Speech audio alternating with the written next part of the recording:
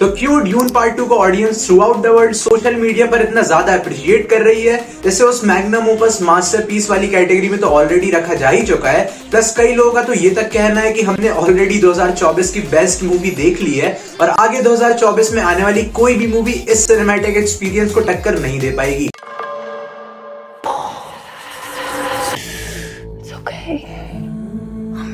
I'm here. It's been a while since you've had one of those nightmares. Tell me, what was it about? तो इसीलिए आज की इस video में से 5 रीजंस, पक्का 5 ही होंगे, जिनकी वजह से आई फील की ऑडियंस ने इस मूवी को इतना ज्यादा एंजॉय किया।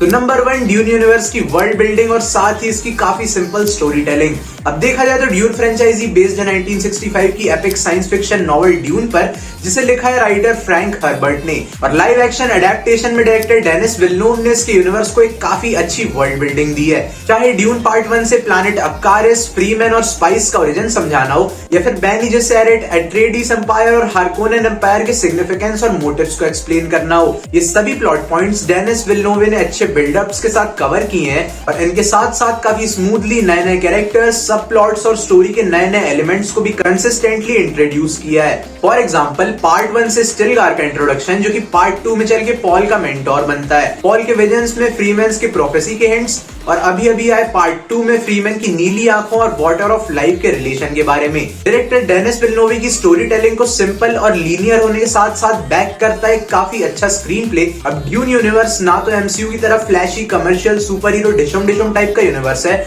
ना ही ब्रेकिंग बैड की तरह ग्राउंडेड है। ये इन दोनों के बीच में कहीं एग्जिस्ट करता है, जहां हाँ इसमें बड़े बड़े सैंडवर्म्स, टेक्नोलॉजी और सत्ता का खेल भी इन्वॉल्व है, बट जिस चीज पर ये कैपिटलाइज करते हैं वो है इनकी हद से ज्यादा इंटरेस्टिंग स्टोरी, जहां ऑडियंस को बड़े बड़े सैंडवर्म पे बैठे इंसान देखने में तो मजा आता ही है, बट साथ ही कैरेक्टर्स के बीच की तीखी नोक-झोंक जो प्रॉपर ड्रामा के थ्रू दिखाई जाती है, ऑडियंस उन मोमेंट्स पर भी तालियां बजाती है। फॉर एग्जांपल पार्ट 2 से पॉल और शद्दाम के बीच का आर्ग्यूमेंट कितना आइकॉनिक है, और इसी आर्ग्यूमेंट के बीच पॉल का द वॉइस की पावर को यूज करके मोहियाम के ऊपर डोमिनेंस दिखाना एक एक्चुअली काफी तगड़ा मोमेंट था। वो स्क्रीन प्ले ही है जिसने पॉल अट्रेडिस की इतनी लंबी journey from a knife kid to Lisan al Gaib बनने तक को इतना फ्लॉलेसली चलाया है। मूव में टाइम पर ट्विस्ट, सेटअप्स और रिवील्स भी काफी अच्छा काम करते हैं ऑडियंस के लिए स्टोरी को एंगेजिंग बनाने में, और यही बात हमें लेकर आती है हमारे सेकंड पॉइंट पर, जो कि है लेयर्ड स्टोरी। अब ड्यून अपने आप में काफी ज्यादा कॉम्प्लेक्स स्टोरी है, जहां एक तरफ इसमें इतनी हाईटेक मशीनरी को दिखाया गया है, वहीं दूसरी तरफ एक ऑकल्टिज्म, भविष्यवाणी और मसीहा जैसे कॉन्सेप्ट भी इस यूनिवर्स में एग्जिस्ट करते हैं, और यही पॉइंट इसकी स्टोरी को काफी ज्यादा लेयर्ड बनाता है। पॉल का ग्रेट हाउसेस के अगेंस्ट वॉर डिक्लेयर करना एक अच्छा सेटअप था फ्यूचर ड्यून मूवीज के लिए।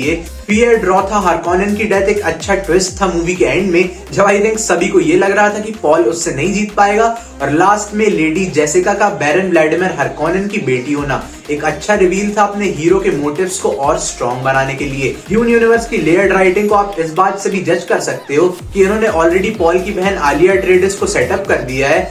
फीड्रॉ था भले ही मर चुका हो, बट उसकी संतान अब भी जिंदा है, और लास्टली इस यूनिवर्स का सबसे बड़ा कॉन्फ्लिक्ट यानी कि ह्यूमंस वर्सेस एआई, वो तो अभी लाइव एक्शन में शुरू भी नहीं हुआ है। इवन इसी लेयर्ड राइटिंग की बदौलत ही जॉश ब्रॉलिन ने कैरेक्टर गूर्नी का रिटर्न करना भी काफी हद तक मेक सेंस करता है, क्योंकि फर्स्ट पार्ट में हमें उसकी डेथ कभी दिखाई नहीं गई थी। इवन पार्ट 1 से पार्ट 2 आते तक बड़े बड़े कैरेक्टर्स में काफी बड़े बड़े बदलाव आए हैं, जो कि हमें लाता है अपने तीसरे पॉइंट पर, जो कि है कैरेक्टर डेवलपमेंट। पॉल अट्रेडिस का एक कमजोर सैनिक से एक सबसे ताकतवर योद्धा बनने तक का सफर ड्यून पार्ट 2 में काफी खूबसूरती से दिखाया गया है, लेकिन इसकी शुरुआत हुई पार्ट 1 में, जब पॉल ने सैंडस्टॉर्म के बीच अपना एयरक्राफ्ट उड़ाया और जेमिस को 1-on-1 की एक फेयर फाइट में हराया।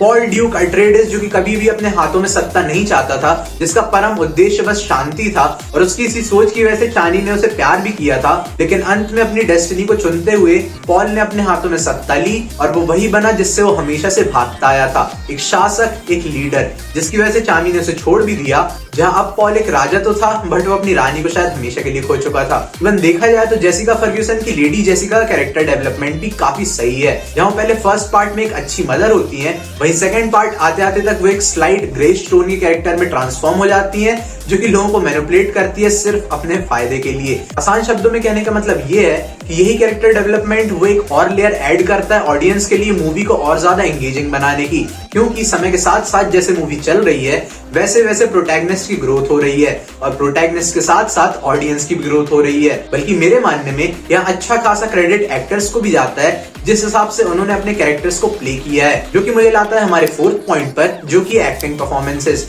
Timothy Chalamet, if I am pronouncing it right, literally movie की जान है। उनका एक अंडर कॉन्फिडेंट इंसान से एज अ लीडर अपनी आर्मी को कमांड देना एक गजब का ट्रांसफॉर्मेशन था, जहां उनकी बॉडी लैंग्वेज, उनकी डायलॉग डिलीवरी और कुछ हद तक उनकी आंखों से भी ये ट्रांसफॉर्मेशन कन्वे हुआ। और यही क्वालिटीज बताती है कि एज एन एक्टर वो किस लेवल पर हैं। फ्रीमेंस की भरी सभा में उनकी वो स्पीच और इस सीन को कोई कैसे भूल सकता है। Even same goes for Jessica Ferguson. Part 2 में उनका वो थोड़ा मेनियाकल, सेल्फिश और डोमिनेटिंग बिहेवियर काफी ज्यादा ऑपोजिट था उनके फर्स्ट पार्ट के कैरेक्टर से। बल्कि मैंने काफी एंजॉय किया जेवियर बार्डमैन को एज स्टिलगार्ड और ऑस्टिन स्कार्सगार्ड एज स्पीड, रॉथ और हार्कोनेन तो बढ़िया लग ही रहे थे। Now not only acting, direction, story telling और स्क्रीन प्ले, बट एक मूवी को जो कंप्लीट करता है वो है उसका कैमरा वर्क या सिनेमेटोग्राफी और साउंड डिजाइन, जो कि है हमारा फिफ्थ और फाइनल पॉइंट। अब ड्यून मेरी अब तक की देखी गई कुछ सबसे खूबसूरत मूवीज में से एक है, और यहाँ खूबसूरत से मेरा मतलब लिटरली खूबसूरत है। इसका हर एक फ्रेम सिमेट्रिकल है और हर एक shot world class cinematic. Even randomly किसी भी एक फ्रेम पर पॉज करो तो एक वॉलपेपर लेवल फ्रेम निकल कर आता है। And what less you can expect from cinematographer Greg Fraser, जिन्हें ड्यून पार्ट 1 के लिए ऑस्कर भी मिला था। पर्सनली मैं पता नहीं ये पर्टिकुलर शॉट कितनी बार रिवाइंड करके देख चुका हूँ। Now not only the cinematography but movie का एक और काफी स्ट्रॉन्ग पॉइंट था इसका साउंड डिजाइन।